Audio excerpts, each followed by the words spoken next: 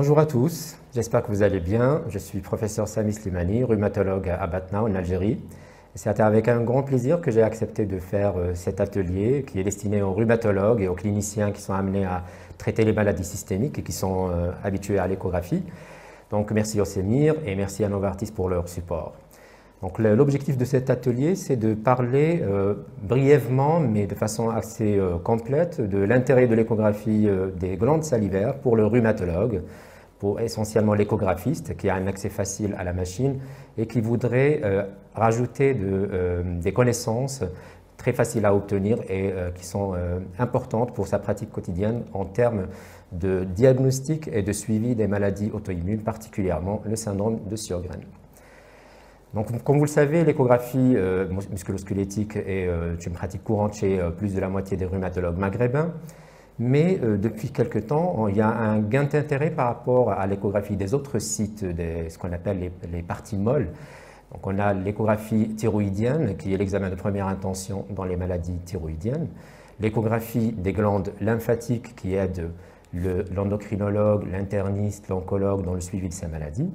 Et depuis quelque temps, quand même 3 décennies, on a commencé à s'intéresser aux glandes salivaires. Comme vous le savez, il y en a 6 glandes salivaires principales et il y a des glandes salivaires accessoires. Pour les glandes salivaires principales, elles ont été explorées sur le plan échographique par des radiologues qui s'intéressent à l'oncologie, mais parfois aussi à la médecine interne. Mais depuis quelque temps, les rhumatologues se sont intéressés puisqu'il y a eu des anomalies observées au cours des maladies systémiques, en premier le syndrome de Sjögren primaire et secondaire, mais aussi les autres maladies auto-immunes. Donc l'objectif de cette présentation, c'est de vulgariser pour ceux qui pratiquent déjà l'échographie musculo-squelettique au niveau articulaire, tendineux et osseux, et qui n'ont pas encore franchi le cap pour aller vers les glandes salivaires afin de dédramatiser la chose et vous montrer ce qu'il faut faire, ce qu'il ne faut pas faire, et puis les limites, bien sûr, de la technique. Donc tout d'abord, je vais commencer par un rappel anatomique. Comme je vous ai dit, il y a 6 glandes salivaires principales et plusieurs glandes accessoires que vous connaissez qui sont situées au niveau de la face interne des lèvres. Pour les glandes salivaires principales, nous avons 3 du côté gauche et 3 du côté droit. Nous avons la glande parotide, la glande submandibulaire et la sublinguale qui est juste en antérieur par rapport à la submandibulaire. À noter que la 3e glande, c'est-à-dire la sublinguale, est la moins étudiée jusqu'à présent et donc elle ne fait pas encore l'objet d'une exploration journalière de la part des rhumatologues et des internistes qui s'intéressent au syndrome de Sjögren et aux autres maladies systémiques. Donc on va limiter notre investigation aux 2 principales langues, à savoir la glande parotide et la glande submandibulaire. Quelques mots d'anatomie concernant la glande parotide. Donc, elle est située en antérieur par rapport au lobe de l'oreille. Elle est située au niveau de la fosse rétromandibulaire. Donc, vous avez la mandibule avec sa branche ascendante. Vous avez en postérieur l'oreille. Et donc, la glande parotide se situe entre ces 2 structures anatomiques. En postérieur et en dessous du pavillon de l'oreille, vous avez le lobule de l'oreille, vous avez la mastoïde et le muscle sternocléidomastoïdien. Et en avant, vous avez la mandibule. Donc la parotide se situe entre les 2 et elle est composée de 2 lobes, un lobe superficiel et un lobe profond. Le lobe superficiel, et superficiel bien entendu, est très étendu. Il va en antérieur jusqu'à être confondu avec le muscle masséter. Quant au lobe profond, il est plus petit et très peu accessible à l'échographie, on va voir tout à l'heure. Les 2 lobes sont séparés par un paquet vasculo-nerveux, qu'on verra aussi tout à l'heure, et qui permet schématiquement de dire ça c'est le lobe superficiel et ça c'est le lobe profond. La glande parotide est la plus volumineuse parmi les 6 glandes principales salivaires.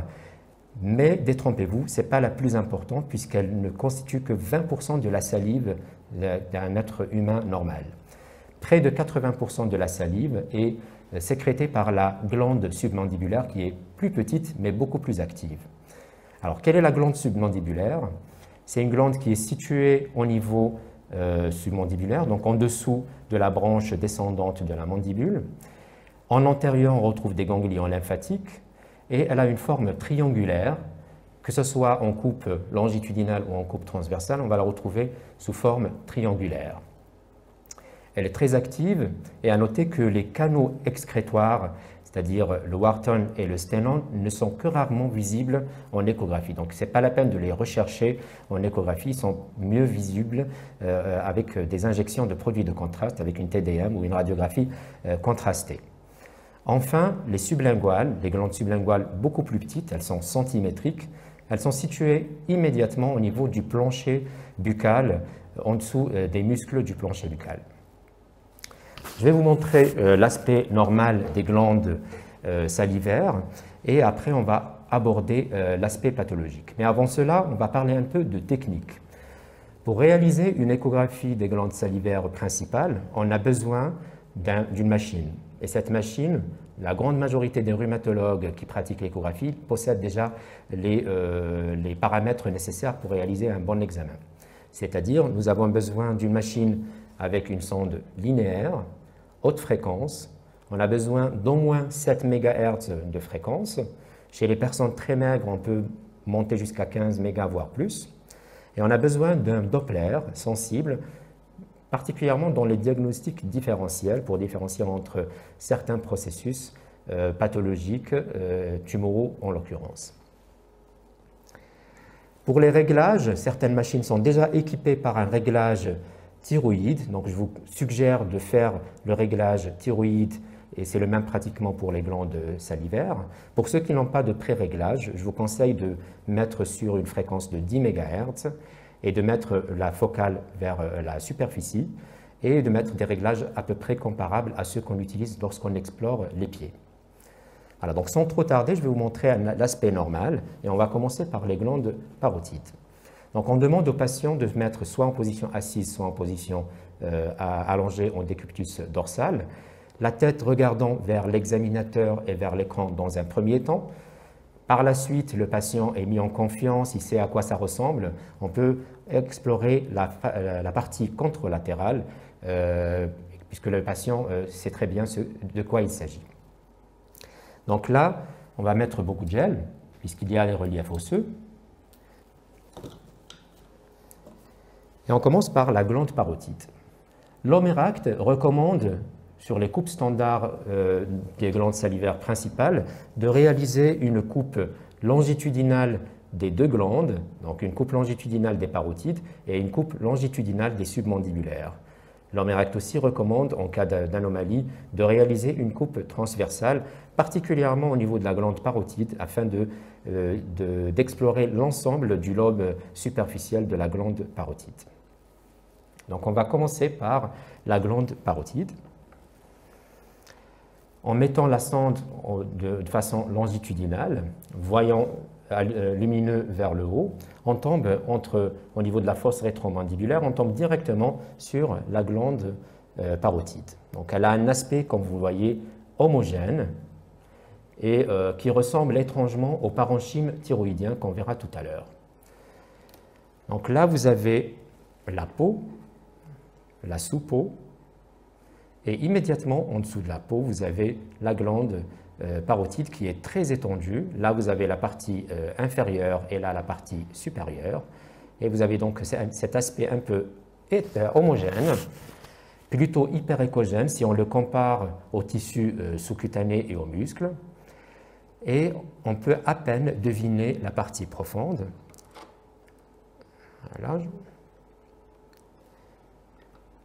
Qui est séparée de la partie superficielle par un paquet vasculo-nerveux. Ce paquet vasculo-nerveux est composé de 3 structures. Vous avez le nerf facial, et puis vous avez l'artère carotide externe et la veine rétromandibulaire. Voilà, on devine ici le battement de l'artère carotide externe. En échographie, il n'est pas conseillé d'explorer la partie en dessous du paquet vasculo-nerveux. Il n'est recommandé que d'explorer la partie superficielle. Donc on va l'explorer du composant supérieur jusqu'à son extrémité inférieure. L'aspect, comme je vous l'ai dit, est globalement homogène, hyperéchogène. Et on peut tomber sur des ganglions lymphatiques. Donc on peut tomber sur des ganglions à l'intérieur de la glande parotide. Ils sont schématiquement au nombre de 3. Nous avons un ganglion supérieur, un ganglion au milieu et un ganglion inférieur. Voici le ganglion supérieur, ce qu'on appelle le ganglion prétrachien. Ensuite, on peut tomber sur des ganglions au milieu ou bien dans la partie inférieure. Ici, vous avez au niveau de la partie inférieure, voici un ganglion qui est normal. Le ganglion est reconnu comme normal lorsqu'il a une forme ovale avec un île au milieu. À l'inverse de la glande parotide, la glande submandibulaire ne peut pas contenir de ganglions au sein même de cette glande. En revanche, on peut avoir des ganglions autour de la glande, mais ils doivent être extraglandulaires. On explore l'écogénicité. Vous pouvez avoir des aspects physiologiques ici, des aspects hyperécogènes, fasciculés. C'est physiologique, ça sépare les différents lobules des glandes parotides. Et quand on finit avec la coupe longitudinale, on peut passer à la coupe transversale. On fait une rotation de 90 degrés et nous avons la coupe transversale dans laquelle on aperçoit essentiellement le lobe superficiel. Le lobe profond est très mal vu en échographie puisqu'il est profond. Il fait plus de 2 cm de profondeur. Là, c'est la partie antérieure et là, la partie postérieure. La partie postérieure est composée du muscle sternocleidomastoïdien, éventuellement de certains ganglions. On remarque ici un ganglion lymphatique normal et un autre ici. Et si on monte, on va tomber sur l'os mastoïde. On peut descendre et être en plein muscle sternocleidomastoïdien. C'est la limite postérieure de la glande parotide. Là, vous avez la glande parotide au milieu. Et si on va en antérieur, on peut deviner qu'il y a une partie de cette glande parotide qui va en superficie et qui va être confondue avec le muscle masséter. Donc là, vous avez le muscle masséter et vous avez la partie supérieure de la glande parotide. Toujours homogène, plutôt hyperécogène. L'écogénicité est très variable d'une personne à l'autre, à l'état physiologique. On peut avoir, chez certains patients, un aspect plus écogène que d'autres. C'est lié essentiellement à une involution graisseuse. C'est plus observé chez les femmes que chez les hommes et plus observé chez les personnes âgées par rapport aux personnes jeunes. Je crois qu'on a terminé avec la glande parotide. Donc on va passer à la glande submandibulaire.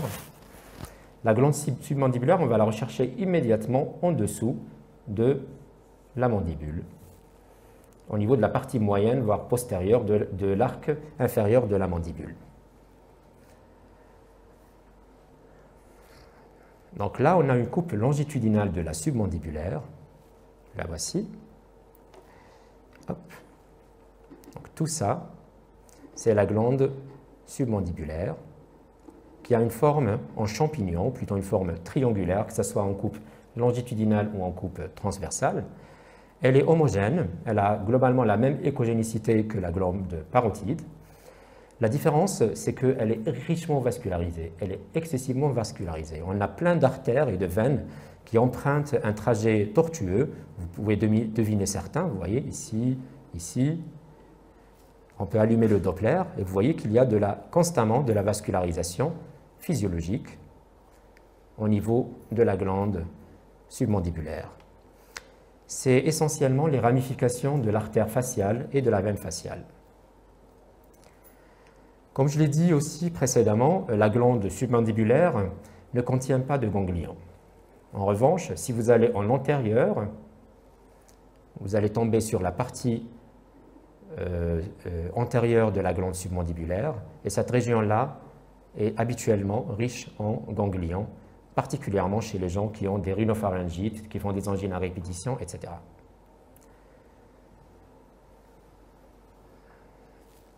Quand on finit avec la glande submandibulaire, si on a une image ou une suspicion de quelque chose de pathologique, on peut tourner de 90 degrés notre sonde afin de la confirmer sur un plan orthogonal.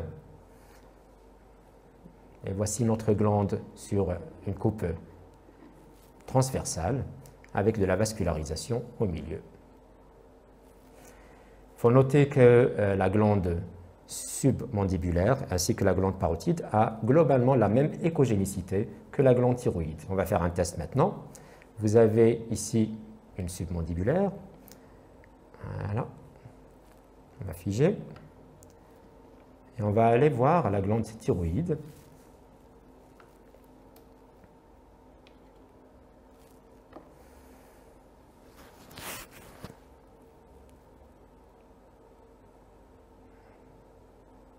Voilà. Donc vous remarquez qu'on a globalement un aspect homogène, hyperécogène par rapport à la graisse sous-cutanée, que ce soit au niveau de la glande submandibulaire, parotide, ou bien au niveau de la glande thyroïde.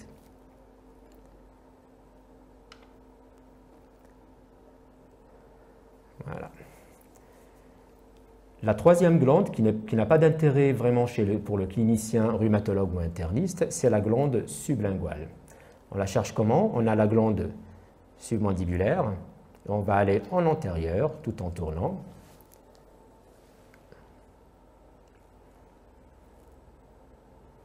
Et on la retrouve immédiatement en dessous du plancher buccal.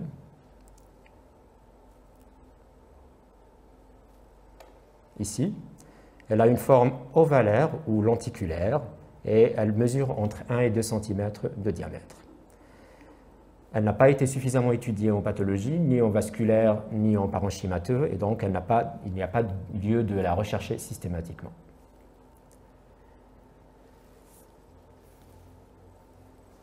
On a terminé avec l'aspect normal des glandes salivaires principales. Les glandes salivaires accessoires ne sont pas très accessibles en échographie. On a besoin de machines avec une très haute résolution afin d'étudier au niveau de la lèvre les glandes accessoires. Et puis, on ne connaît pas réellement leur valeur en pathologie ultrasonore.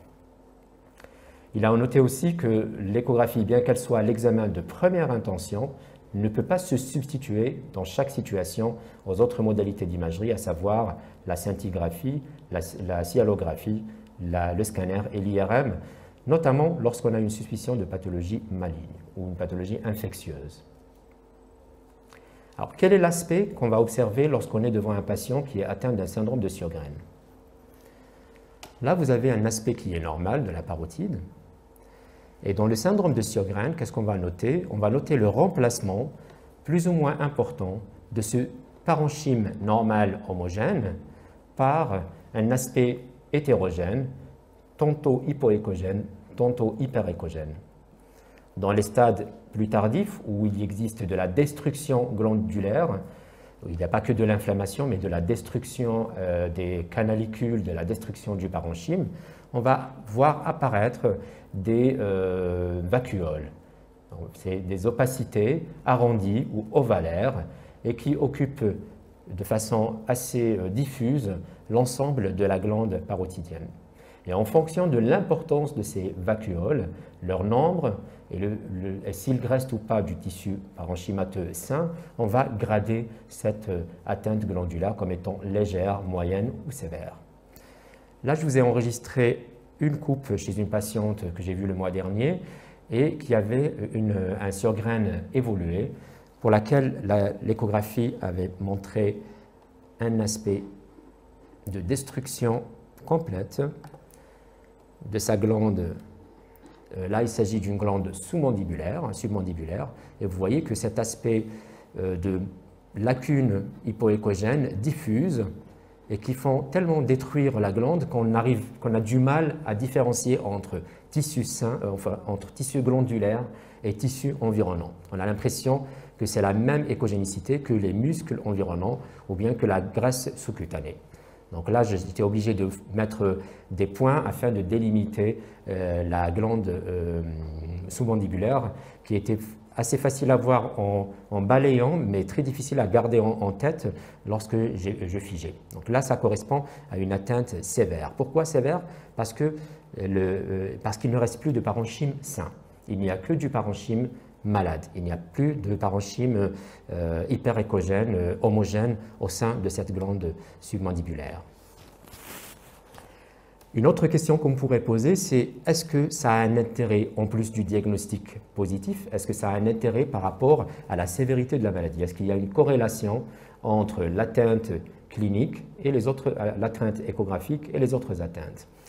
Il y a pas mal d'études qui ont été réalisées dans ce sens et elles vont globalement dans le sens d'une corrélation positive entre la présence et l'importance de l'atteinte échographique et les autres atteintes du sjögren.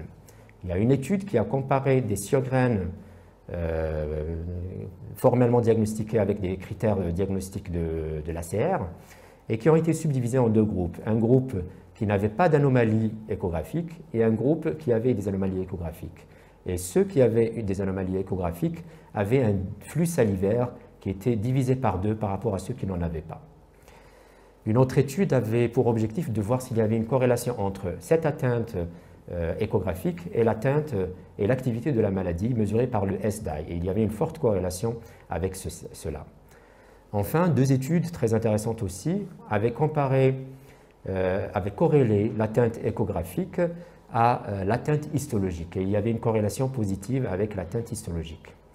Enfin, une étude au long terme avait comparé l'atteinte échographique actuelle avec le devenir au long terme.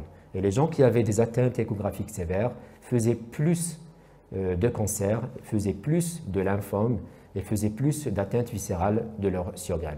Donc oui, il y a une aide dans le diagnostic positif, mais il y a aussi une valeur pronostique importante puisque une atteinte actuelle prédit l'évolution vers une forme grave du sjögren. Alors, quelle est la place réelle pour vous et pour moi de l'échographie salivaire dans l'arsenal diagnostique du syndrome de Sjögren? Je dois avouer que jusqu'à présent, malheureusement, l'échographie n'a pas été intégrée comme faisant partie des critères diagnostiques de l'ACR ou des autres sociétés savantes dans le diagnostic de routine du syndrome de Sjögren. Comme vous le savez, les critères de l'ACR les plus récents, c'est-à-dire ceux datant de 2016, avec un cut-off de 4, permet de faire le diagnostic d'un syndrome de Sjögren en se passant de tout examen d'imagerie, que ce soit l'échographie ou bien les autres moyens, modalités d'imagerie. On peut se contenter juste de l'atteinte immunologique, histologique et clinique pour poser le diagnostic. Cependant, des experts des groupes de recherche européens du Sjögren avaient entamé une très belle étude en 2019 dont l'objectif était de savoir si le rajout d'une échographie salivaire pouvait améliorer soit la sensibilité ou la spécificité.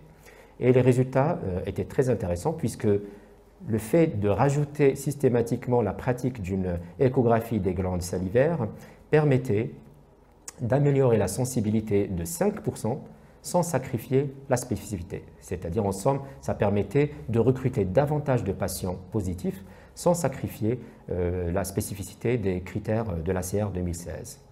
Enfin, une dernière étude, plus récente encore, avait essayé de voir si cette échographie avait une valeur prédictive négative. C'est-à-dire, si je faisais à mes patients chez qui j'ai une suspicion de Sjögren une échographie, est-ce que ça permettait chez les patients un peu borderline d'éliminer le Sjögren? Et chez ces auteurs, on avait remarqué que le fait d'avoir une échographie négative chez des gens qui n'ont ni les SSA ni les anti-SSB permettait de façon quasi certaine d'éliminer le diagnostic du syndrome de Sjögren. Donc si j'ai une suspicion de Sjögren, une sécheresse, des arthralgies inexpliquées et tout, avec des fans un peu limites, mais que je n'ai ni les SSA ni les SSB, et que je réalise une échographie au lit du malade et que je ne retrouve pas de signes évocateurs, là je peux être de façon très formelle être sûr qu'il ne s'agit pas d'un syndrome de Sjögren. Et là j'ouvre une parenthèse, c'est que la très grande majorité de ces études avaient été faites sur des Sjögren primaires.